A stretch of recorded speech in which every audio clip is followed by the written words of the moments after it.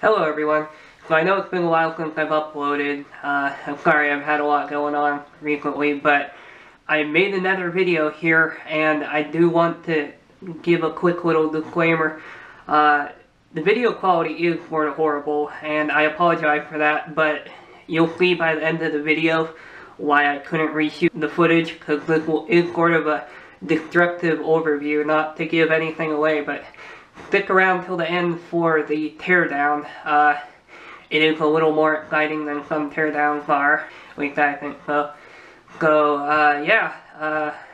Hope you enjoy the video. It's not a smartwatch, it's the Neutrano Photowatch, boasting a high-res 128 by 128 screen and a capacity of 60 photos. This thing was trash when it was new. I cannot find the exact date of manufacture, but this similar model came out around 2008, and the default date is the first day of 2008, and it does have a pretty hilarious review dated from around that time. The Neutrano Photowatch is Gadget Lab's latest crap gadget of 2008. It's never too early to recommend. A 1.4-inch LCD display wedded to a wrist strap, it could have merely been a well-designed wristwatch with an awesome high-tech color display. Instead, it will show extravagantly low-res photos at eye-popping size. Enough memory to hold 100 photos is embedded. Again, remember, this is for a slightly different model. And PC and Mac software is provided to create them. I wonder if that came on the CD, because there was only PC software on the mountable disk image. How does it compare to the hype? Yes, it is as bad as you feared. Let's take a closer look now. When you plug in the watch, you get two options: USB charge and USB update. These two options appear whether it is connected to a power supply or a laptop, and I find it pretty hilarious that the firmware cannot tell the difference like any other mobile device. Notice the splotch in the lower area of the screen. We will get back to that later. So now here we are on the main screen. You get a painfully alias watch face. No clear type here, folks. Because it's so alias, it makes me think that the watch face is actually rendered in real time and not just some animated JPEGs or something. I mean, it still could be, but that would help explain the horrible battery life. Yes, I did pay money for this when it was new, so I do sort of remember what the battery was like. Yay for being an ignorant kid, I guess. And from what little memory I have of it, the battery life was somewhere around 4 hours or so. It had terrible battery life. I suppose that would sort of get you through the day if you just check the time a few times throughout the day, like a normal watch, but this is no always-on display, and you would think that the battery life would be a little bit better since it's meant to be a photo viewing device. Okay, so a funny thing to note here quickly, just look at that pixel response time. Look at it. So let's go over the features, limited as they may be. Pressing the top right button cycles you through the different screens. You have photo view mode, and what I like to call the data readout mode, where you get a little bit of everything. The calendar readout is just a month view of calendar, mind you. Remember, this is not a smartwatch, and so there's no way to add appointments or any holidays or anything. So it's not, useful. And then you have the world time feature, which is impressively useless since I cannot figure out any way to change the city, so it's just those two cities, really. I think you can put the watch to sleep by pressing the two lower buttons at once, but I cannot verify this since the battery does not hold its charge, and if I do this, it just turns itself back on because it's charging. So how do you get photos onto the watch? Well, if you plug it into a Windows computer, you get a format disk message, but there is a visible drive volume of 108 kilobytes. It's also interesting to note the device ID that VirtualBox reports. Citronics Virtual Photo Frame. Here's an AliExpress listing that might be what it's referring to. It does seem as if a certain chipset has been used in many different products, and I suspect the software is the same, or at least very similar for all of those products. Uh-oh. Oh, well, that's not good.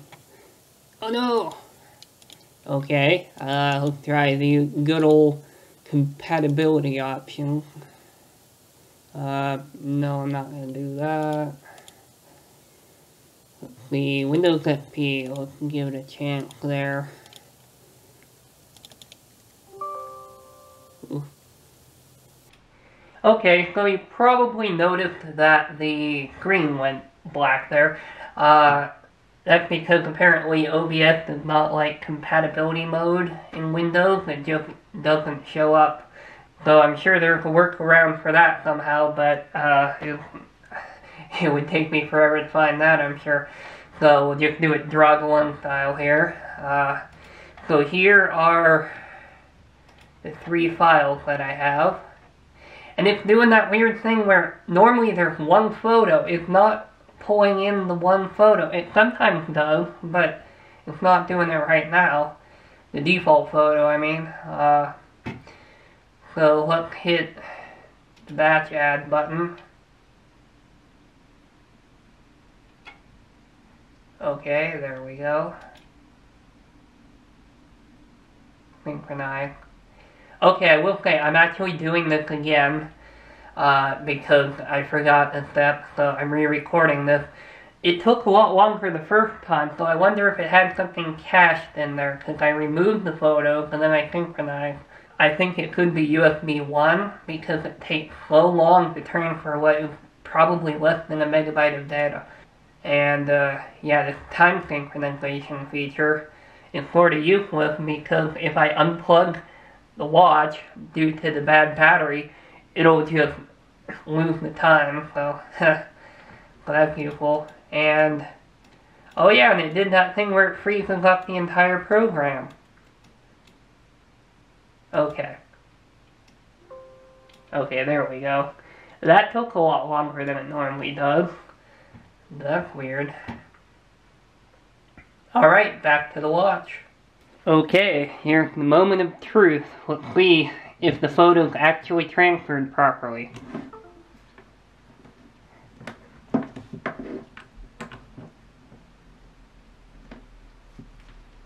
I guess we'll find out whether or not this has non-volatile memory. Hooray! Alright. Well, that's pretty neat. Oof, that splotch. We're gonna get to that, remember. So stay tuned.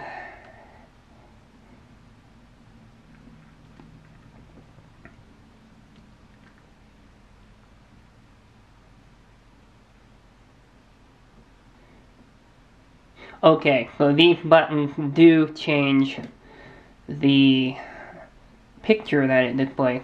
Okay.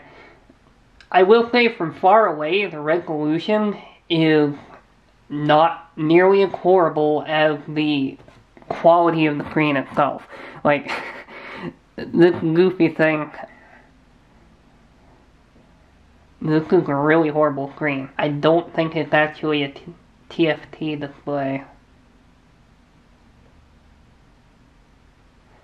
Yep. Let's see if that button does anything. Okay. So, these side buttons do cycle through it. Wow, that was some lag. Alright then. I'm sorry about the camera quality here, but trust me, it's really almost as bad as it looks on camera. Like, yeah. Alright, here we go. The moment you've all been waiting for, or at least some of you. I'm gonna take this apart here. So, you may have already noticed I never actually took the plastic off the back, so that's sort of funny. I apologize for the bad lighting. I'm sort of broke right now, and I don't have enough money to buy a light. So, we gotta do what we gotta do for now. So, whoop. This is sort of hard to do on camera because I don't want to get my head in the way, and I'm getting my hands in the way. Okay. We gotta figure out a good way to do this.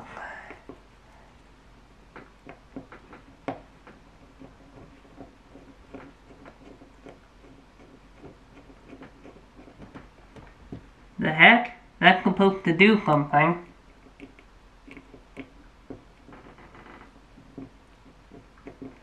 Okay, there we go. You probably noticed already, there is no water resistance at all built into this thing. Okay. The plastic covers that part, but not the other one.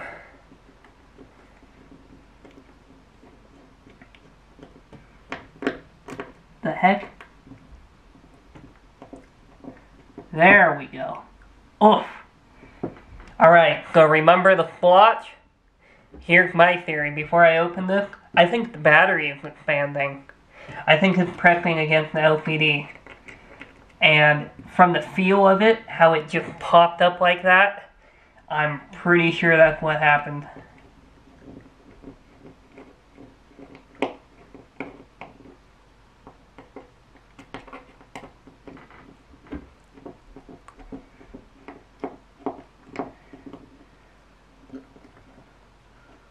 Oh yeah, I can tell already. I just saw the corner of it. Dang. Sorry. I'm trying to make it look good on camera here. You probably noticed this was part of the unscripted part of this video here. Oh, come on. And there we go. Yup. That's what you get in the world's worst smartwatch. That's pretty creepy there. I just gave it an undue compliment by calling it a smartwatch, actually. So yeah, that's pretty much what I would expect in there. So we have our little, whoop, okay, it's all coming out. Oh my gosh. I recognize that display. This display is going to make a return in another video, in a different product. Okay, so this probably is the same type of LCD, but the housing is actually different. If you see, everything is actually on one board, and it's actually glued to the back of the LCD there. Let's see. Yeah, wow. Hey, for 2008, that's pretty slick there, as far as making a really cheap mass market product. Actually, after looking at it again, I think this probably is the same display. Oh, stupid focus. Anyway, come on, Canon, you're supposed to be good at focus. That's why I bought a Canon. Dang it. Come on.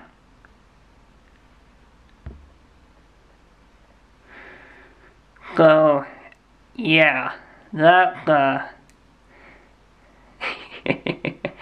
that battery, I'm almost scared to hold this thing with that battery there. Okay, I hear the battery hissing.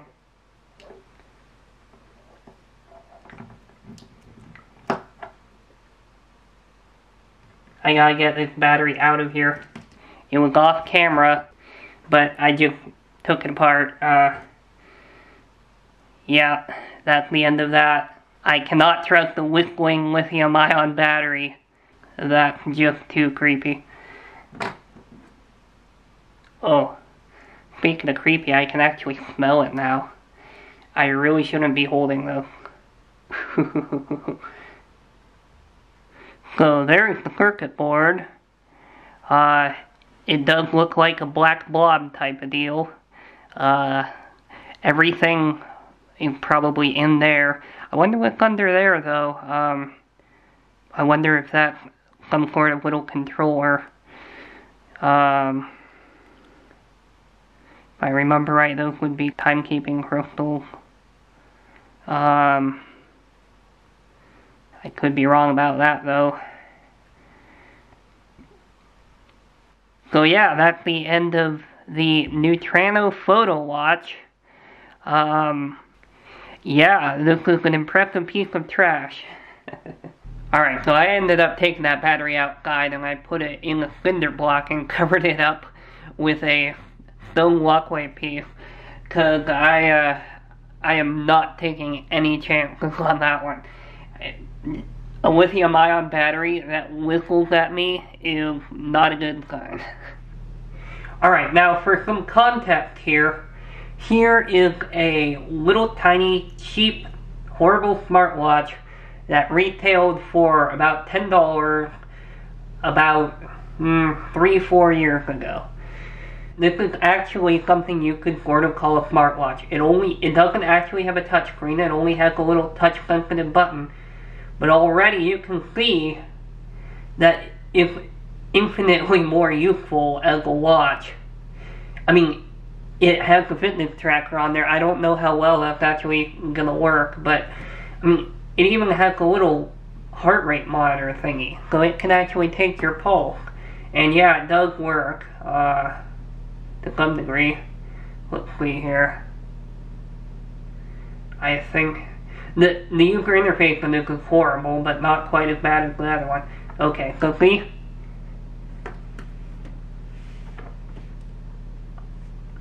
It actually sort of tries to measure your heart rate. See? 70. Now I don't know how accurate that is. Sorry, I can't get it on camera very well. And this has that weird thing where that's actually the USB charging area right there. Okay, let's get out of that. Stop. Okay, there. And apparently there is a weird app that you can download, and it actually will push your notifications to this. So you can actually use it sort of like a smartwatch. So I think I remember paying about $20 for this little guy.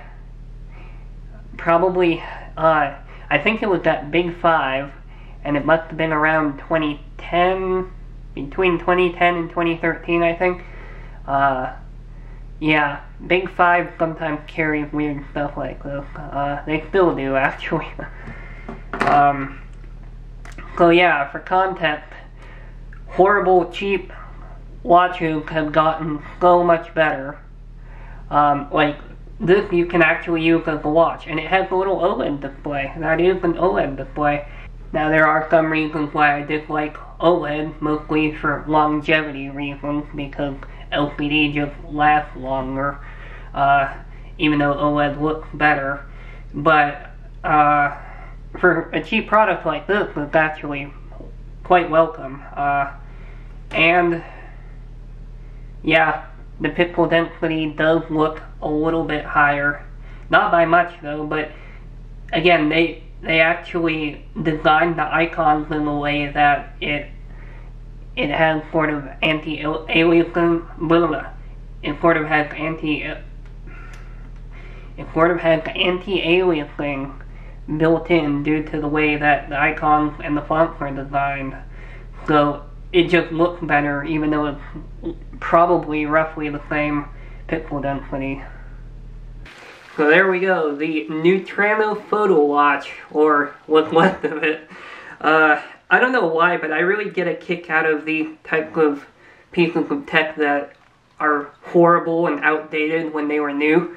I do have some more stuff like this coming for the channel, so make sure you get subscribed for that, because yeah, I have quite a collection of horrible trash devices like this, and I'm eager to show them off. If you liked this video, give it a thumbs up. If you didn't, then let me know what type of video you'd rather see. Thanks for watching.